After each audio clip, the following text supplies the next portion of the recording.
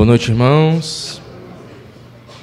Queria convidar os irmãos a abrir as Escrituras lá em Efésios, capítulo 6, versículo do 1 ao 4.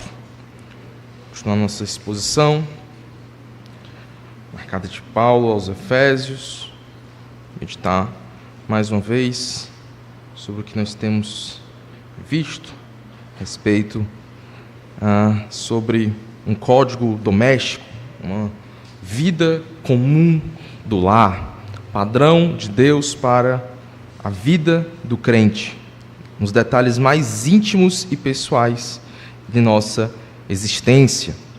Então, Efésios capítulo 6, versículo do 1 ao 4. Amém?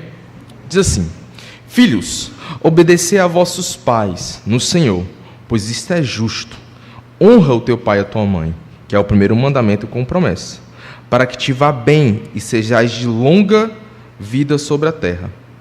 E vós, pais, não provoqueis aos vossos filhos a ira, mas criai-vos na disciplina e na admoestação do Senhor. O texto passado, na última vez que eu estive pregando sobre Efésios aqui, a gente leu sobre a parte do casamento. Um texto bem conhecido, lido constantemente, praticamente em todos os casamentos cristãos, e todos. A gente vai ver esse texto de Efésios 5 sendo lido, né, sobre o marido e a mulher, sobre o casamento. O código doméstico, ou essa vida comum do lar, ele se apresenta desde o capítulo 5, quando Paulo começa a fazer as suas aplicações, do versículo 22, e ele vai até 6, 9. São 3 exemplos que o apóstolo dá: maridos e mulheres, pais e filhos, e os senhores e os seus servos, né? Então, são os 3 textos aqui relacionados. No capítulo 5, que a gente falou na última vez, a gente falou sobre a mulher e a ideia da liderança do marido sobre a esposa. O marido ser cabeça e a mulher ser a sua auxiliadora. A ideia de submissão, a qual submissão e a ideia de que o marido tem autoridade sobre, e assim ele é o líder do lar. Algumas pessoas gostam de argumentar que esse tipo de submissão ou autoridade do marido não seria uma questão de hierarquia, de autoridade, de ordem, mas claramente não se aplica ao contexto aqui. Claramente é uma hierarquia, sim. O homem tem liderança sobre a sua casa e assim a sua mulher o auxilia. Há uma liderança ali do marido sobre o seu lar. Por que isso é tão claro? Porque todos os exemplos que o apóstolo vai dar são exemplos que existe uma autoridade sobre a outra. Ele vai falar do marido e da mulher, falando da autoridade. Logo depois ele fala de pais e filhos, onde os pais têm autoridade sobre os filhos.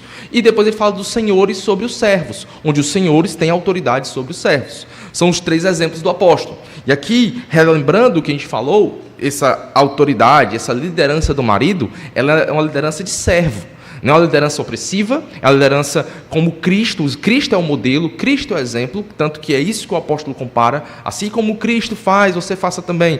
E aí há os cuidados do marido para com a esposa, e ele se entrega, tem um amor sacrificial para com ela, ela se submete, imitando o exemplo da igreja, mas ao mesmo tempo esse amor é um amor sacrificial do marido para com ela, uma liderança de servo, não é nada opressivo, não é nada autoritarista, mas é pelo contrário, é uma liderança servil, e essa liderança e a submissão da mulher ela tem que ser voluntária, ela não pode ser obrigada, né? Ela tem que fazer por temor a Deus. Existe uma autoridade acima do marido, a qual ela faz por temor e reverência a esse grande Senhor, que é o Senhor Jesus Cristo. É por causa dele que ela vai se submeter, é por causa de Cristo que ela obedece, que ela se submete. E o marido, ele a lidera por causa também do Senhor, tentando ser exemplo e modelo de Cristo no seu lar.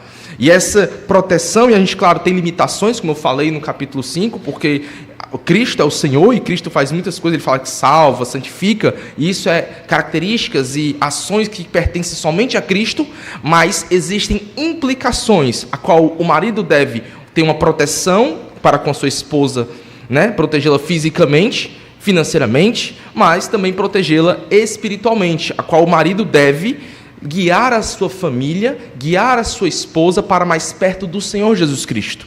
Há uma intenção do apóstolo, fazendo comparações no capítulo 5, que ele fala: maridos, versículo 25, amai vossa mulher, como também Cristo amou a igreja e a si mesmo se entregou por ela, amor sacrificial, para que a santificasse, tendo-a purificado por meio da lavagem de água pela palavra, para apresentar a si mesmo igreja gloriosa, sem mácula, sem nem ruga, nem coisa semelhante, porém santa e sem defeito. Claramente isso aqui é uma questão do próprio Senhor Jesus Cristo, que o marido não tem condição de fazer, né? Ele não pode fazer a santificação da sua esposa, ele não pode salvá-la no sentido espiritual. Quem faz isso é o Senhor. Então há limitações, mas a implicação e o termo que são usados aqui é que o marido também, semelhante a Cristo, que espiritualmente salvou a igreja, e aqui garante a vitória da igreja. Por que a igreja será vitoriosa? Abrindo aspas aqui, porque Cristo garante isso. Ele vai levar a sua igreja até o fim, e a sua igreja será vitoriosa porque o Senhor Jesus Cristo garante ela uma igreja vitoriosa. Porque o Senhor Jesus Cristo a tem, e o Senhor Jesus Cristo a guarda, protege, e garante que ela chegará no fim de todas as coisas vitoriosa. A igreja vitoriosa, gloriosa, sem mácula, é graças àquilo que Cristo faz.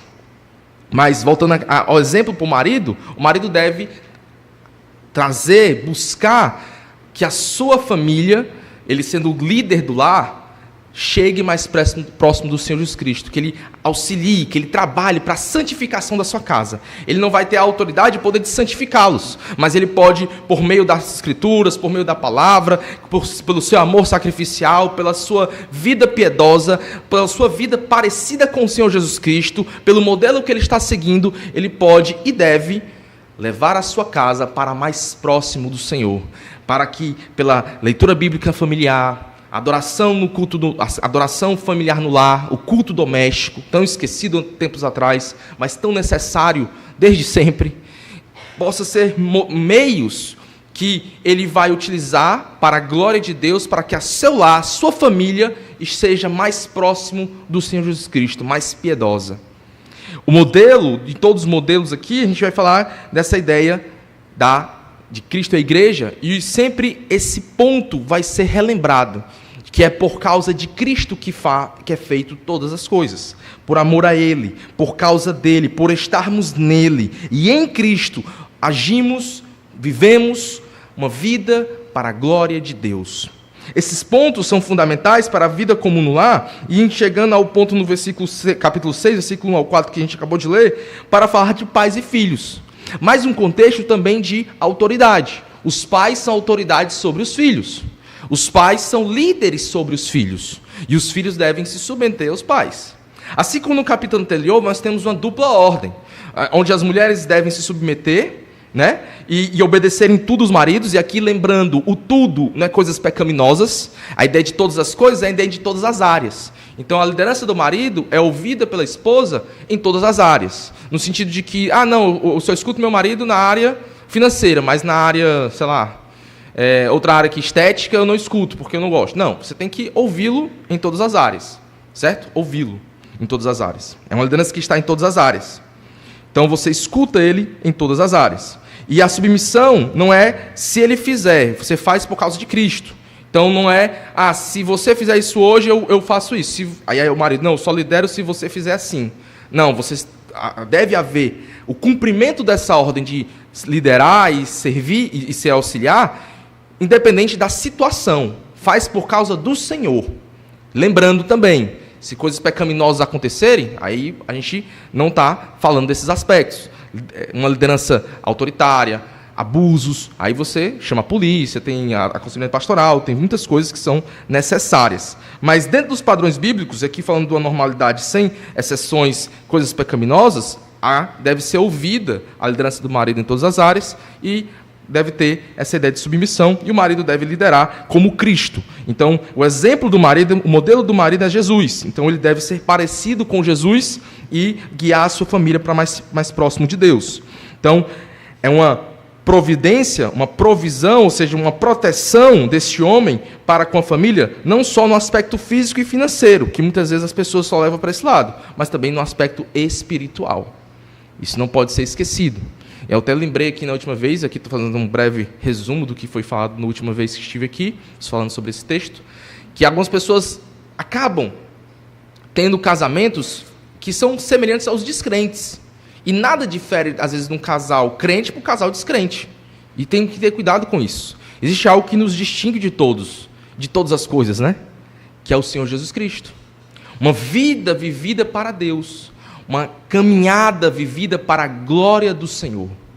E isso é distintivo, é uma marca, é uma identidade do crente. Fazemos tudo para a glória de Deus. Existe um modelo que seguimos e um Senhor para o qual estamos apontando, e é o Senhor Jesus Cristo. Nada mais, nada menos do que o Senhor Jesus Cristo. Então, as famílias, os crentes em seus lares precisam olhar para isso, olhar para Jesus. E a sua casa precisa ser um reflexo transparente de Cristo. Onde Cristo é visto lá, onde as pessoas, rapaz, aquele pessoal serve a Deus, a conduta, as conversas, tudo que eu vejo naquele casal, naquela família, eu vejo Jesus. Eu vejo Jesus Cristo na vida deles. Esse é um distintivo importantíssimo para todo crente, porque essa é a nossa marca. Esse é quem somos, cristãos, servos do Deus Altíssimo, filhos de Deus por meio de Jesus Cristo, igreja do Senhor Jesus Cristo, a qual Ele é a nossa cabeça e nós somos o seu corpo. Portanto, dentro desse contexto do lar cristão, e falando dessas ideias de autoridade, de ações e condutas, são dupla. Aqui, dupla ação, né? Ou seja, você faz isso, mas o outro também tem uma parte de cumprimento de algo que deve ser feito para a glória de Deus. No capítulo 6 não é diferente. Pais e filhos precisam ter suas funções bem estabelecidas para aquilo que devem viver. Viver para a glória de Deus, viver na conduta de um cristão. Então, filhos têm responsabilidades e os pais têm responsabilidades. A autoridade aqui, claro, é os pais sobre os filhos, mas não isenta o pai das suas responsabilidades. Importante lembrar que no capítulo 5, vamos dar uma olhada no versículo 17 e 18.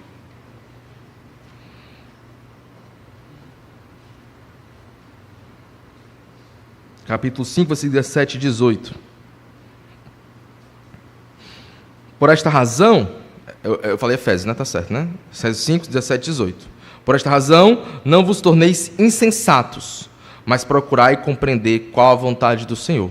E não vos embriagueis com vinho, a qual é dissolução, mas enchei-vos do Espírito. E é um pouco antes, lá no versículo 5, do mesmo capítulo 5, versículo 1. Vai, só um pouquinho, versículo 1 do capítulo 5. Sede, pois, imitadores de Deus, amados, como filhos de Deus, como filhos amados, e andai em amor, como também Cristo nos amou e se entregou a si mesmo por nós, como oferta de sacrifício a Deus em aroma suave. Esses textos mostram que toda a nossa caminhada, ela precisa ser lembrada e vivida desse aspecto, sermos cheios do Espírito e que somos filhos de Deus. Essas duas relações, que ele fala de uma vida sábia, aqui no versículo 17, que ele fala, vocês não devem ser insensatos, mas devem ser cheios do Espírito, é um contraste. O insensato, ele não é cheio do Espírito. O sábio, que é o contrário do insensato, ele é cheio do Espírito. O sábio, o homem que vive em sabedoria, o homem que é sensato, e assim ele é sábio, ele está cheio do Espírito. A insensatez, ela claramente leva à ideia do pecado. Então, o homem que vive nos seus pecados, ele é um homem insensato. Ele é um homem não sábio. Ele pode conhecer coisas da vida, pode ser bom em negócios, mas diante de Deus, pela sua vida de impiedade, pecaminosidade, ele é um homem insensato. Ele não é sábio. Por quê? Porque a sabedoria está em temer a Deus, está em ser cheio do Espírito, está em obedecer à palavra de Deus. O homem que obedece à palavra de Deus, o homem que é cheio do Espírito, ele é um homem que é controlado pelo Espírito. E ser controlado do Espírito envolve o fruto do Espírito, Gálatas 5:25. Mansidão, domínio próprio, benignidade, bondade, fé. São todos os atributos, frutos, são características daqueles que nasceram de novo, daqueles que têm o Espírito Santo habitando em suas vidas. Portanto, ser sábio é ser cheio do Espírito, e toda essa característica envolve a ideia de ser um filho amado de Deus. Ser um filho amado de Deus. Quando nós chegamos no filhos, versículo 6, né? Obedecer aos vossos pais. Honra, aí ele fala, né? Vosso pai, Senhor, pois isto é justo. Pois isto é justo. Vamos lá para Colossenses 3, 20 e 21. É o mesmo texto, é o texto paralelo aqui, certo? lá em Colossenses 3, passa a Filipenses, você chega em Colossenses, e você vai ter, em 3, 20 e 21, você tem a mesma relação.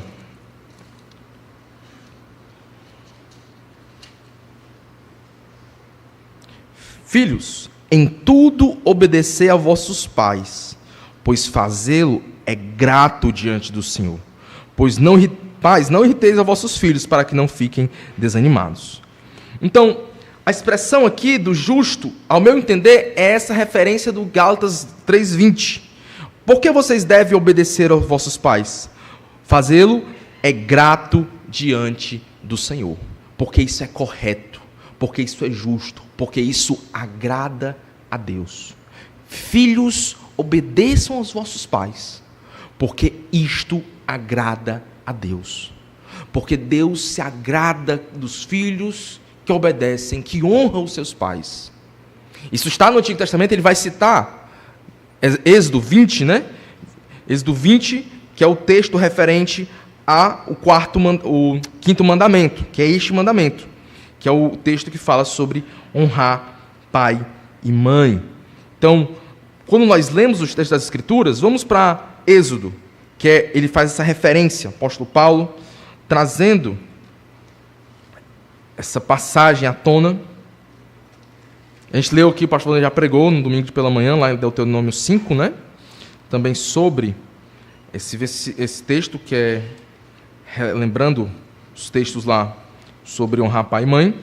Deuteronômio, Êxodo 20 e 12, que diz: honra teu pai e tua mãe, para que se prolonguem os teus dias na terra, que o Senhor teu Deus te dá. Paulo relembra, recita este mandamento. Lembrando que o decálogo, um pastor já estabeleceu, do primeiro ao quarto mandamento, nós temos a relação do povo, do homem com Deus. Do quinto ao décimo, nós temos a relação mais interpessoal, né? De obediência, claro, aquilo que Deus mandou, mas uma relação mais interpessoal entre os homens. Buscando, até quando se resume a lei, né? Qual é o resumo da lei? Amar a Deus sobre todas as coisas e amar o teu próximo como a ti mesmo. Algumas pessoas colocam justamente isso. 1 ao 4, ama a Deus sobre todas as coisas, que mostra no decálogo o relacionamento entre o povo e Deus. E do quinto mandamento ao décimo, você tem uma relação de amar ao próximo, que é honrar teu pai, que é não matar, né? Que tem relações com a atividade uns com os outros.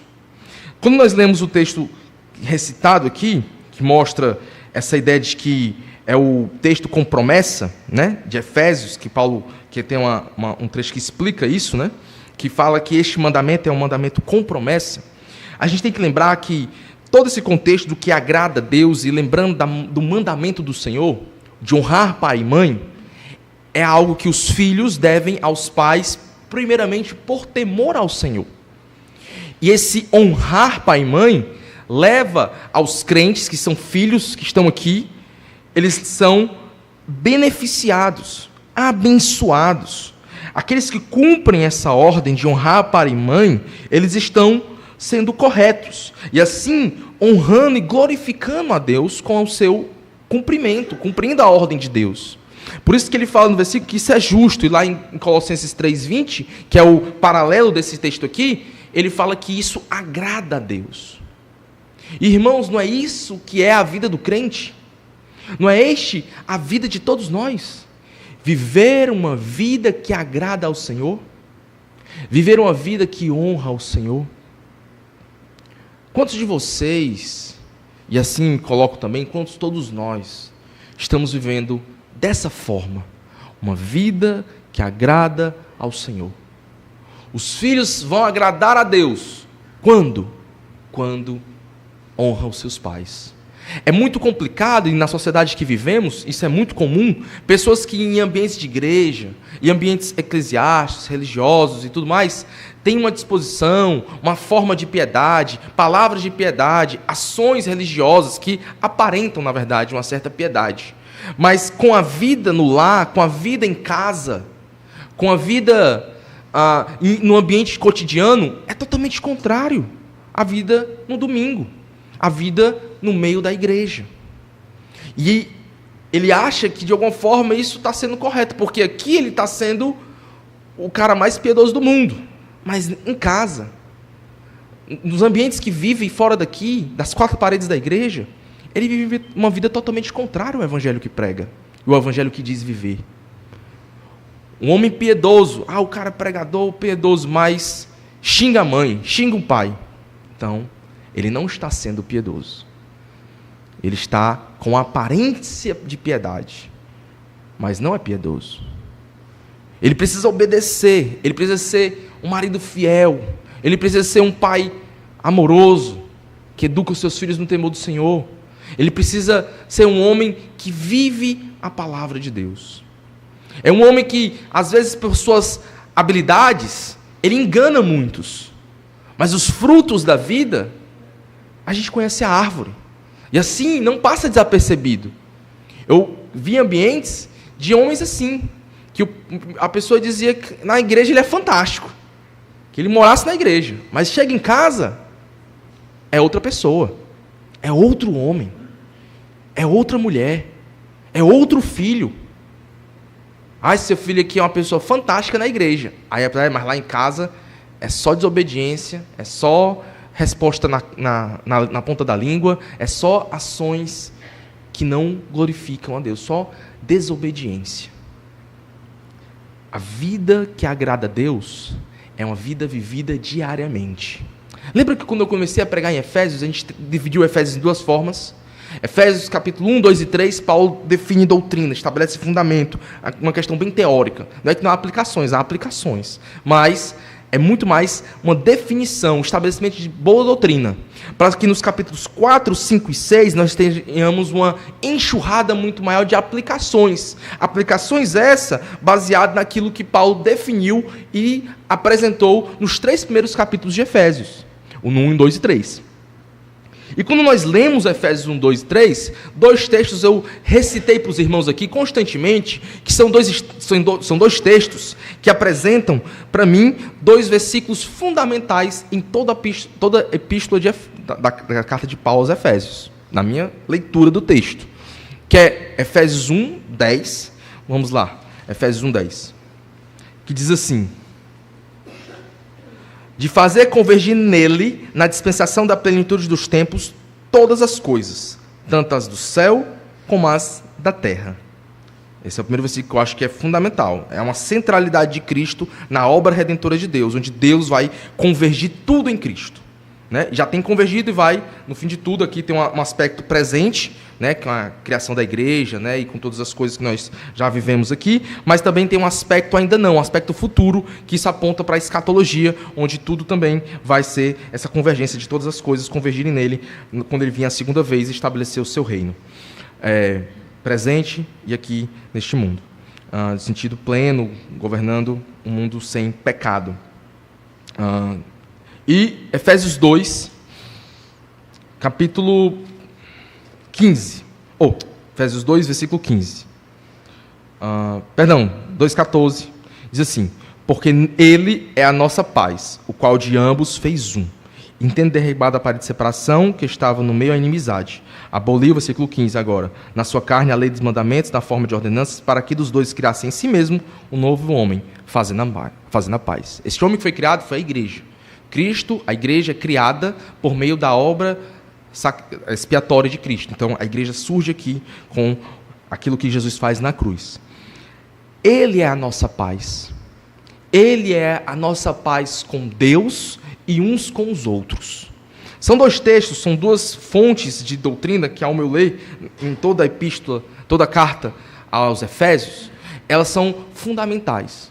Entender a centralidade de Cristo na obra redentora de Deus, e essa centralidade parte para tudo na nossa vida também, a qual nós, como corpo de Cristo, estamos ligados ao cabeça e estamos em Cristo. Essa expressão é muito repetida, principalmente no capítulo 1 de Efésios, nele, no amado, em Cristo, e essa ideia de que nós estamos ligados ao Senhor Jesus Cristo, e é nele que estamos estabelecidos e firmados, porque ele é o nosso cabeça, lembrando que o corpo faz o que a cabeça manda, logo, nós como igreja obedecemos ao cabeça Jesus Cristo, e assim o que ele manda, o que ele ordena, nós fazemos, porque nós somos o seu corpo, e ele é a cabeça, ele direciona, ele manda, e o corpo obedece.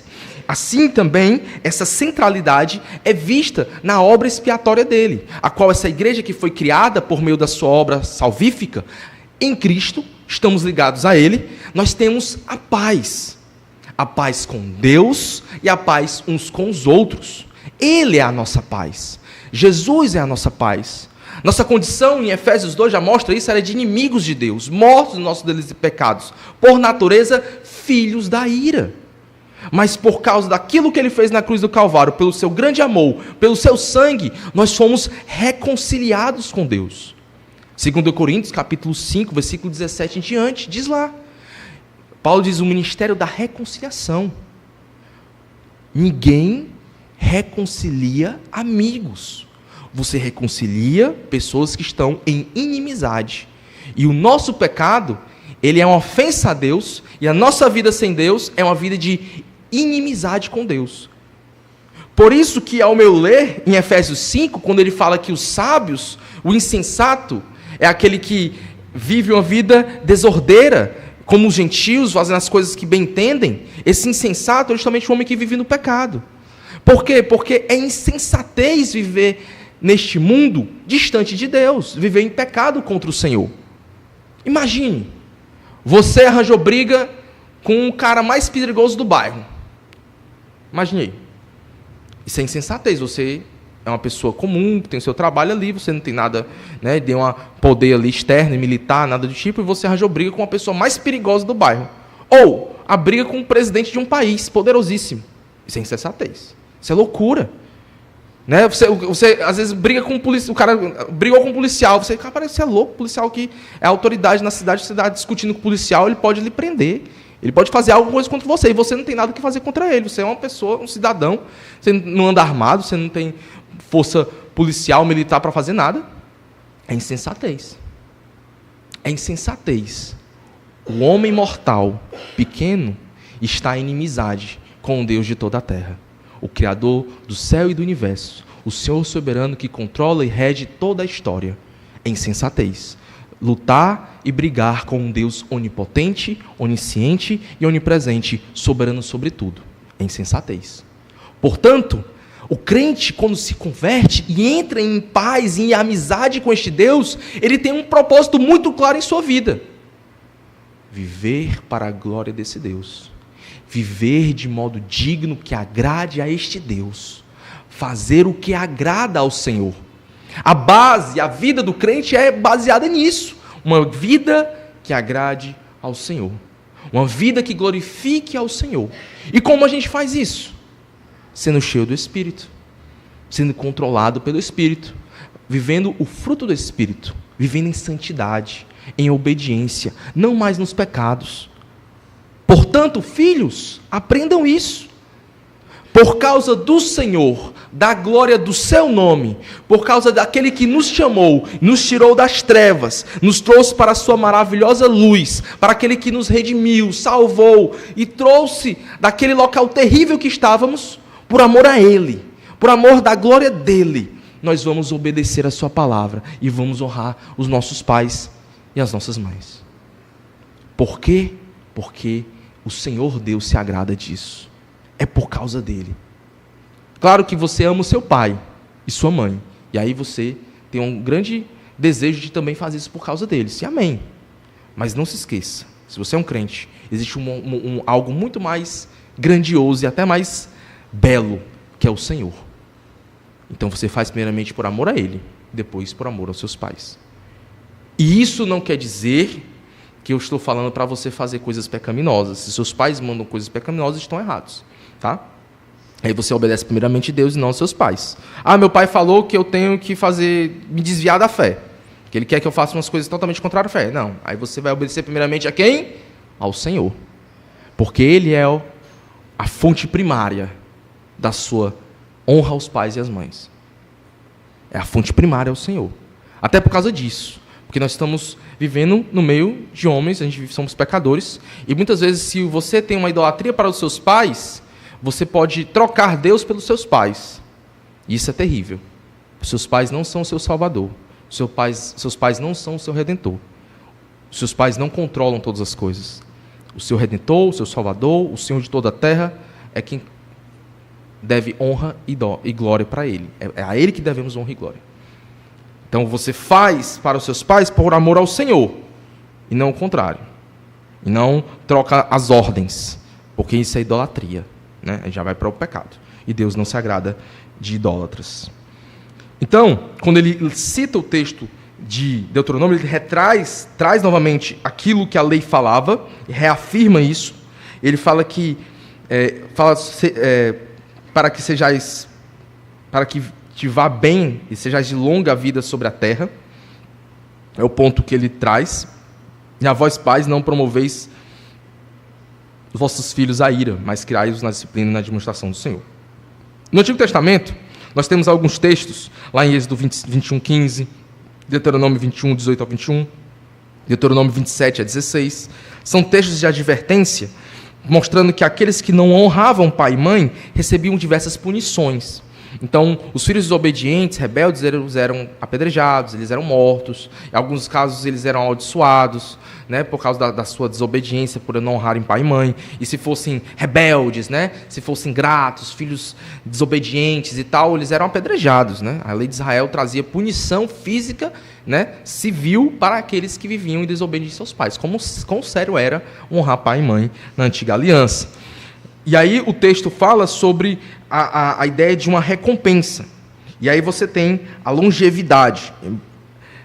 Embora não seja mecânico isso, se eu honro meu pai e minha mãe, logo eu vou ter muitos anos de vida, sempre, não necessariamente, mas com certeza se você obedece pai e mãe, honra seu pai e sua mãe, e assim busca disciplina para fazer isso, e busca ter um equilíbrio ali, com certeza os conselhos dos seus pais, que são pessoas que lhe amam, né, nos amam, eles vão ter muitos frutos. Mas lembre-se, sempre debaixo da palavra de Deus, sempre no crivo das Escrituras. Os conselhos dos pais, o honrar pai e mãe, o obedecer a eles, deve sempre estar debaixo de um crivo maior, a palavra de Deus, porque senão você pode cair num problema de seu pai mandar uma coisa e Deus não mandou. E aí você ter problemas com o Senhor. Então você honra primeiro a Deus e fala: pai, eu amo muito o Senhor, quero muito fazer o que o Senhor mandou, mas eu amo mais ao Senhor, eu amo mais a Deus. E eu preciso obedecer ao Senhor acima do que o Senhor está me mandando, né? Então, a gente tem que ter esse limite. Então, nas advertências da antiga aliança, que falava de punição física, morte para aqueles que desobedeciam a Deus e não honravam pai e mãe, eles eram punidos fisicamente, havia morte. Paulo recita a ideia de uma vida longa sobre a terra, porque eu acredito que, como eu disse, obedecer pai e mãe vai levar a eles uma disciplina, e essa disciplina vai levar uma vida mais equilibrada, uma vida disciplinada, evitando certos perigos que vai, de alguma forma, beneficiar a sua caminhada aqui. Isso não é mecânico, quer dizer que agora eu vou viver 100 anos. Não necessariamente. Há muitas pessoas que honram pai e mãe e acabam morrendo antes. Não é tão mecânico assim. Mas existe uma verdade e uma implicação clara dessa promessa para nós quando nós somos obedientes a pai e mãe. Nós temos conselhos e assim guiamos nossa vida, não entrando em certos perigos, não entrando em certos problemas que pode beneficiar-nos a isso. Mas, repito, isso não é uma promessa mecânica que, vou fazer, logo vou viver 100 anos. Não é necessariamente isso. Tá? E aí, nós temos essa expressão de fé. A obediência aos pais é uma adoração ao Senhor. A honradez no tratamento aos pais deve ser mantida mesmo na fase adulta, ou seja, você honra seu pai até hoje. Claro que você está fora de casa, não deve uma obediência estrita. Você hoje tem família, se você é casado, tem filhos, é outra família. Mas de alguma forma você ainda tem você honra eles, você respeita eles, você ama, você tem uma honra. Mas dentro dos limites, como eu falei, não sendo algo impositor. Porque aí às vezes tem perigo, né? Tem pais que às vezes, ou mães que são muito controladores ou controladoras, e aí quer mandar na vida do filho, mesmo ele casado. Aí isso traz problema com a esposa, isso traz problema às vezes com o marido, né? No caso, se for a esposa com os pais, ou o marido com os pais. Então isso é problemático, porque quando você casa, rompeu ali um cordão, né? E você agora tem uma nova família. E a sua família, ela, apesar de respeitar a antiga família que você veio, ela é a sua família. E lá você é o marido, a esposa, e aí você vive uma nova realidade no temor do Senhor. E claro, e pais assim, que se metem na vida do filho nesse sentido, controlando e tudo, arranjando problema com a esposa ou com com o marido, eles não estão sendo sábios. Logo, não estão fazendo o que as Escrituras mandam. E aí a gente tem que honrar mais a Deus. Deus manda você amar sua esposa, assim como Cristo amou a igreja, e a esposa ter o marido como liderança do lar, acima, claro, dos pais dela. Então, você tem que ter esse saber ler isso na sua vida também, tá? Então, passamos para o próximo ponto, que é o que vamos encerrar hoje neste ponto, que é justamente o outro motivo. O motivo da obediência ao Senhor e a centralidade de Cristo em todas as ações, a gente viu um pouco sobre isso. E aí o ponto da contrapartida, quando ele fala dos pais para com os filhos, ele fala sobre também a ideia de uma responsabilidade dos pais. Existe uma responsabilidade dos filhos de honrar os seus pais. E eu mostrei o porquê. Porque isso agrada a Deus. Lá no caso do casamento é a mesma coisa. Por que você se submete? Por causa, primeiramente, ao Senhor. Por que você lidera? Por causa do Senhor. O Senhor é motivo central em nossa vida de todas as ações. A centralidade de Cristo, do plano redentor, também é uma centralidade de Cristo em nossas vidas, a qual eu faço por amor ao Senhor. E aí eu quero que a gente veja que, quando ele fala sobre os pais, não trazer ira aos filhos, mas criar ele na admoestação e na disciplina do Senhor, é justamente um chamado aos pais para a obediência em dirigir os seus filhos ao Senhor. Pais, e aqui a honraria é igual, tanto em Êxodo como em Deuteronômio, honra teu pai e tua mãe. É o casal, é os pais. Pai e mãe devem ser honrados igualmente pelos filhos. E nesse mandamento, os pais precisam, assim como os filhos fazerem tudo para agradar a Deus, os pais devem ser modelos para os seus filhos para agradar a Deus. Lembre-se disso. Um dos principais modelos que o seu filho vai ver na vida dele como um iniciado convertido ali, né, pregando a palavra, é vocês no lar de vocês. Como as coisas estão se gerindo na sua casa. Se o pai está amando a mãe, como Cristo amou a igreja. Se a esposa respeita a liderança do pai, submete-se à liderança do pai, como a igreja a Cristo, isso em auxiliar amor, respeito, é isso que eles vão ver. É isso que eles vão observar. Ensinem os seus filhos no caminho do Senhor. Andem em conformidade à obediência da palavra de Cristo, para que o Senhor também se agrade de vocês. Todo filho vai ser um pai um dia, assim, se tudo ocorrer direitinho e se o abençoar, vão casar, ter sua família. Essa é a ordem, o fluxo. Mas, em tudo que fazemos e tudo que caminhamos, existe um motivo, como eu gosto sempre de citar, é o Senhor. E o Senhor aqui é Cristo. A expressão aqui é para o Senhor Jesus Cristo. É para Ele. Então, observem a vida. Observem se vocês têm ensinado o Senhor. Se vocês têm despertado a ira dos filhos de forma inútil. Às vezes por uma birra, às vezes o pai quer mostrar que é mais autoritário e cria uma birra com o filho, coisas do tipo, para mostrar quem manda. Não necessariamente. Disciplina, admoesta, e não cria no seu coração raízes de amargura para com o filho, raízes de amargura para com a família. Não, porque essa autoridade não é sua por sua mesmo. Quem deu isso a você foi o Senhor. E você usa tudo o que o Senhor dá para quê? Para a glória do nome dEle, para a honra do nome dEle, para agradá-lo, para que Ele seja conhecido na sua família, para que seja conhecido no seu bairro, para que seja conhecido no seu trabalho. É o Senhor Deus, a qual o motivo que vivemos todas as coisas, é para Ele. Então, cuidado, para que certas coisas que o Senhor permitiu que você tivesse, abençoou para que você tivesse, você não ache que isso é de você, para você mesmo. Você não acha que isso é glória sua. Vou mostrar quem manda que eu tenho poder. Não. Quem te deu poder e autoridade foi o Senhor. Ele que constituiu a tua família. Ele que te deu os filhos. Ele que te deu a esposa. Ele que te deu o marido. É para Ele que você deve fazer todas as coisas. É no temor dEle. Não seja insensato. Não viva nos seus pecados. Viva em obediência àquilo que Deus mandou. A centralidade de Cristo deve ser refletida em toda a nossa vida. E justamente também na criação dos nossos filhos. Na honra dos pais, honra pai e mãe. Marido e esposa. Senhor e servos. Que vai ser o próximo texto que nós vamos ler. Nós nunca fazemos algo, irmão, e eu quero que isso fique muito claro.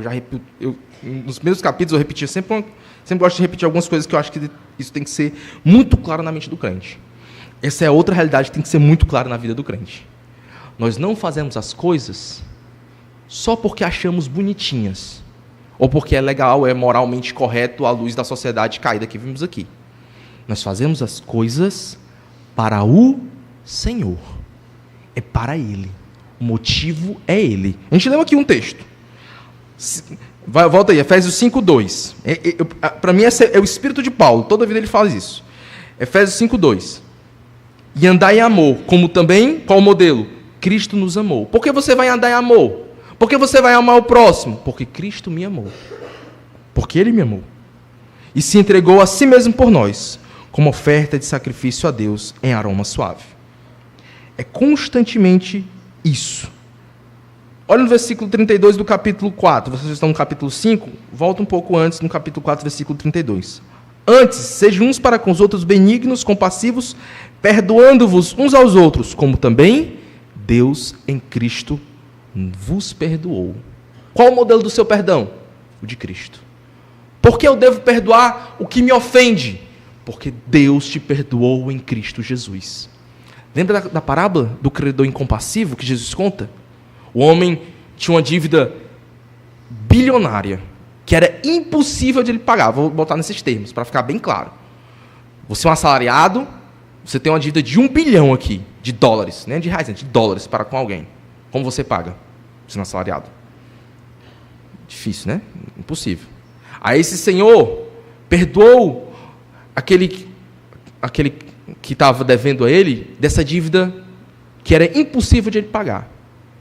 Aí ele encontra outro conservo que devia a ele um valor bem menor. O cara devia 100 reais. Vamos dar uns exemplos aqui para deixar bem contextualizado. O que ele fez? Ele foi lá e prendeu o cara. Mandou prendê-lo. Jogou para ser preso, cobrou, fez um... Aí quando o senhor lá descobriu que ele fez isso com o conservo dele, que tinha uma dívida infinitamente menor, ele chamou o cara. Ele disse: rapaz, como é que pode? Você perdoou alguém, eu lhe perdoei de uma dívida infinita, e você não usou de misericórdia para com o seu conservo que tinha uma dívida bem menor? E aí esse Senhor pune este homem. Essa parábola nos aponta para aquilo que Cristo fez por nós. Esse é o padrão do perdão. O perdão que Deus deu a nós por meio de Cristo era um perdão infinito, que era impossível nós conseguirmos de nós mesmos. Foi por meio de Cristo que nós conseguimos o perdão, graça, favor imerecido. Não tínhamos nenhum mérito com isso. E Deus foi lá por pura graça, por pura misericórdia, e nos perdoou de uma dívida infinita, que a gente nunca conseguiria pagar, que Jesus pagou em nosso lugar. E assim eu também devo perdoar o meu irmão, porque um dia Deus me perdoou em Cristo. Esse é o padrão do perdão. Esse é o padrão do perdão. Esse é o motivo do perdão, porque Deus me perdoou em Cristo Jesus. É sempre por causa do Senhor. Portanto, pais, portanto, filhos, quando fizerem algo, façam sempre com essa motivação certa, no lugar certo, que é em Cristo. Este é o lugar certo. É em Cristo. É nele, para Ele, para a glória dEle. É isso que o Senhor quer de nós. Obediência e reverência. Para encerrar, o meu apelo àqueles que ainda não estão vivendo essa realidade. A paternidade, ela existe presença, exemplo e amor. A autoridade do pai, ela deve ser exercida no temor do Senhor. E os filhos fazem, não com a dureza carnal, mas eles sempre devem apontar para Cristo. Os pais devem viver assim com seus filhos, para que seus filhos conheçam o Senhor. Um discipulado intencional com seus filhos, para que vivam para a glória de Deus. Uma vida cheia do Espírito Santo, controlada pelo Espírito, reflete essas verdades que tenho falado aqui. Aponta para o Senhor, a centralidade de Cristo em tudo o que fazemos. E aqueles que não conhecem a Cristo, vocês estão sem um pai. Vocês são criação de Deus e vocês não têm um pai. Vocês são inimigos de Deus, vivem uma vida de rebelião com o Senhor. E Deus não se agrada de vocês. Mas eu tenho uma boa notícia. Como nós lemos aqui, num dos textos que é central, a Epístola aos Efésios, Efésios 2, temos uma bênção grandiosa. Cristo, Ele é a nossa paz. E por meio dEle, você pode ter paz com Deus. Você pode ter acesso à reconciliação. E somente por meio de Cristo você consegue isso. Sem Cristo, não há salvação. Sem Cristo, não há perdão de pecados. Sem Cristo, você está perdido. Sem esperança neste mundo. Mas há uma esperança para você, que é Jesus. Efésios 2, eu amo essa parte de Efésios 2. Lá no versículo... Perdão, pera...